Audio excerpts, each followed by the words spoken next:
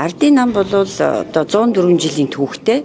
Яг онооч байгаа бах. Гэхдээ алдаа дийлэнх нь л дээ. Одоо 20 дугаар зууны түүхийг авч үзэх юм бол өөрснийхөө дарганараас ахуулаад цаазалсан, хэлмэгдүүлсэн. Одоо 21 дугаар зууны ардын намын түүх бол хулгайч, авилгач нам. Ардын нам биш, авилгачдын нам болж хуурчээ гэж би бол дүгнэж байна. За дахиад энэ ардын намыг ингээд дүгнэх юм бол хоёр хэсэг хуваагдсан юм байна. За нэг нь бол одоо нүүрсний хулгайчтай тэмцээд байгаа мүү гэж харагдаж байна. Сүүлийн бараг 2-3-7 хоногийн турш нүүрсийг хэрхэн хулгайсан талаарх баримтуудыг дийлгэж байна.